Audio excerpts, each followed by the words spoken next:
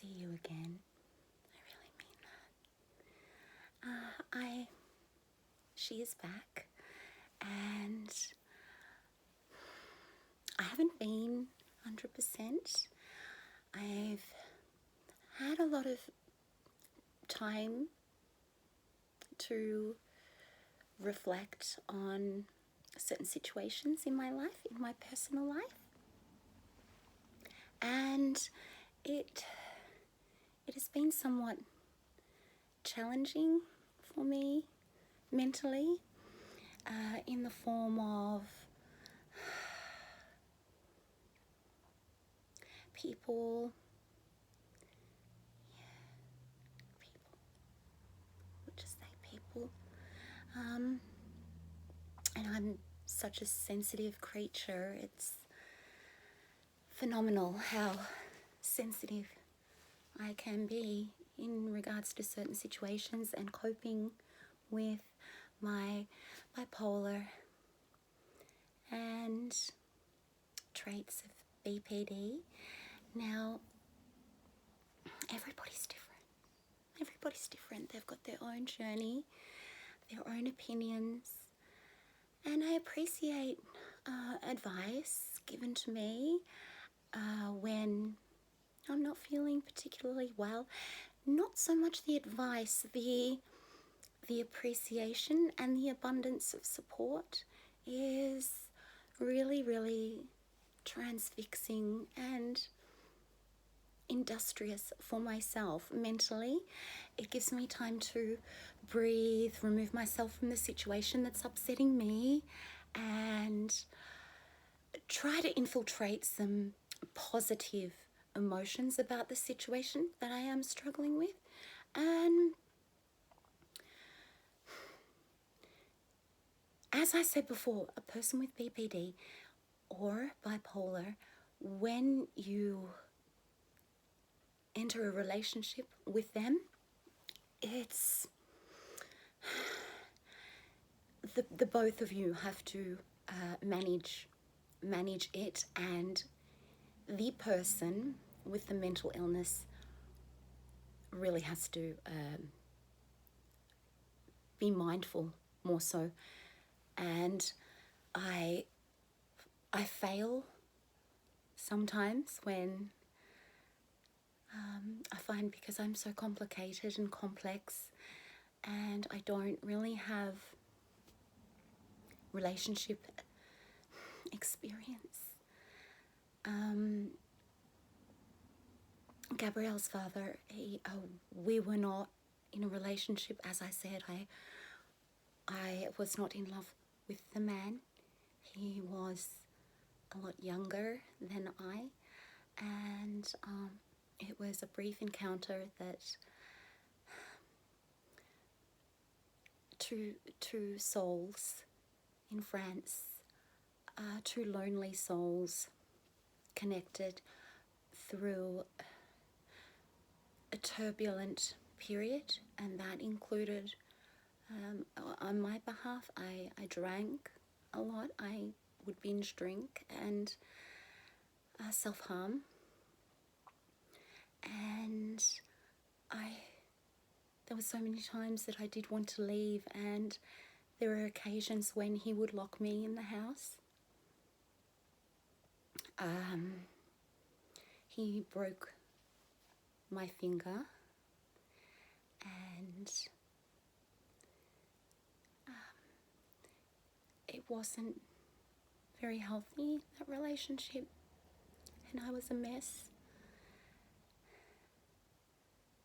And you have to hide contusions when you're working, and I drank to numb the pain, and eventually I left. It was abusive, and I never did love the man. And I thought that it was me. He's angry at me. That's why he would hurt me. So I remember he had locked me in the house, and he had a security system, so I couldn't leave or unlock the doors without the monitor or him being notified that I was exiting the house, and it would make a loud blaring noise and frighten me.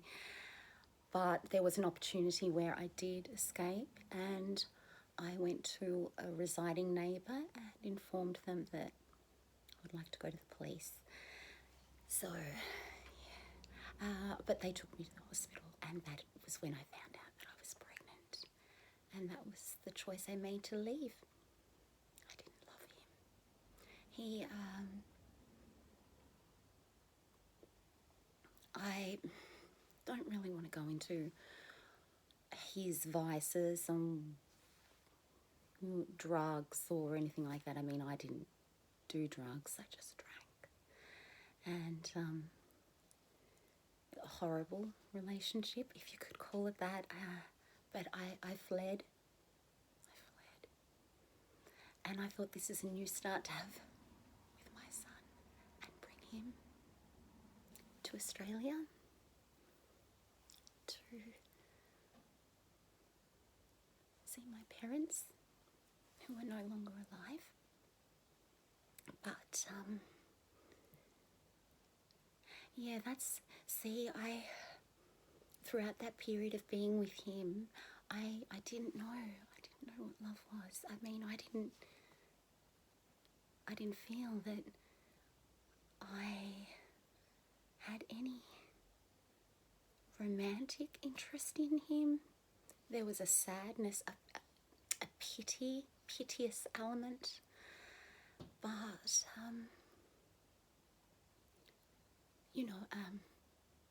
it was just time. I had to leave. I didn't want to keep getting hurt and jeopardize my pregnancy with Gabrielle. So we came to Australia and returned to Australia, and I've been single ever since. I am fearful of relationships because I believe it's my issue because I don't know how to love. But I do know how to love. It's just the intensity is it's so bizarre because I feel everything.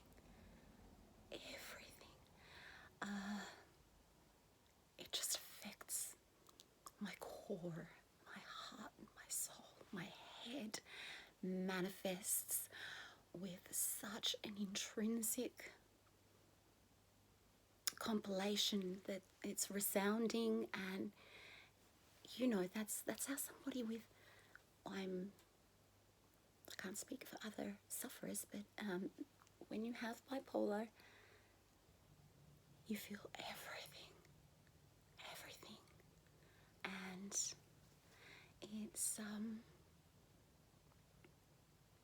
it's hard. It is hard. I have so much respect for a lot of you, and you're elemental in my life and in my vibes and my essence. And sometimes I don't really have much to talk to you about. Sometimes I'll just ramble on about little facets, and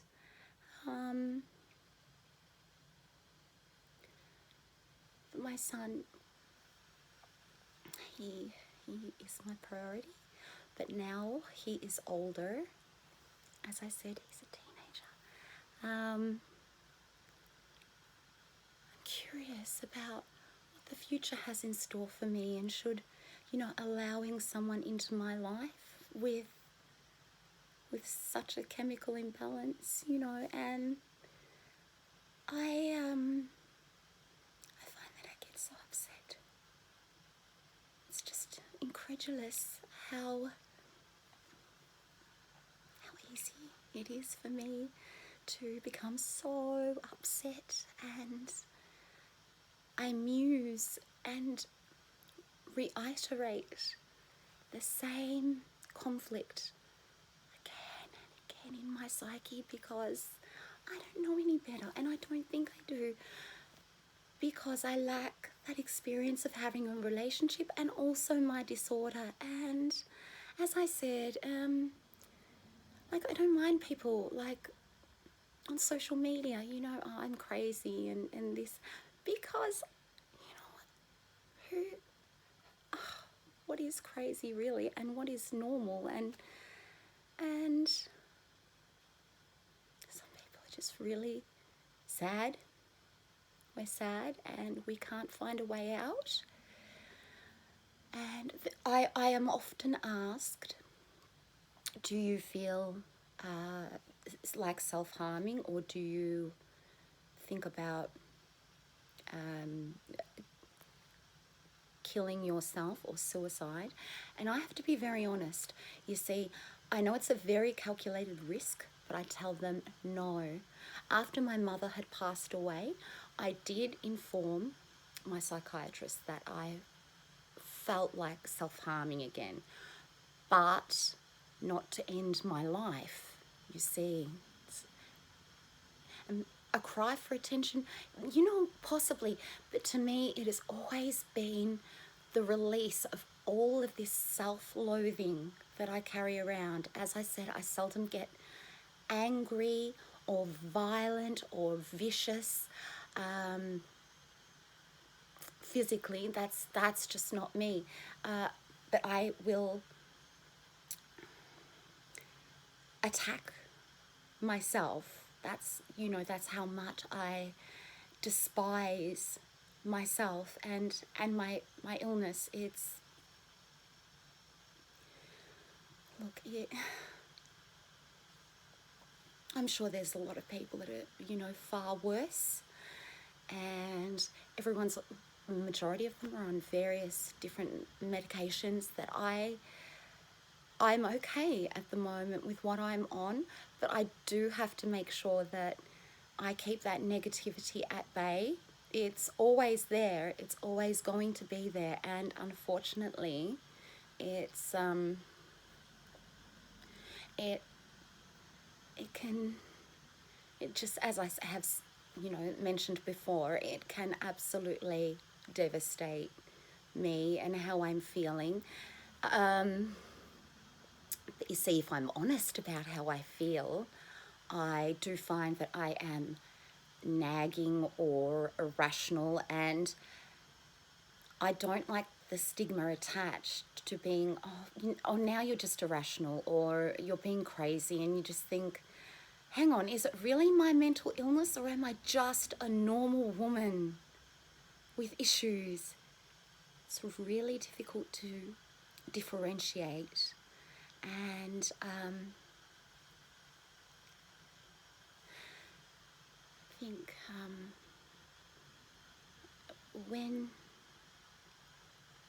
when you grow up and you see people again from when you went to school or whatnot, and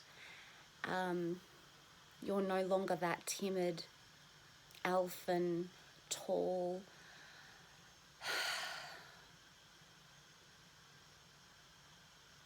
emaciated girl anymore.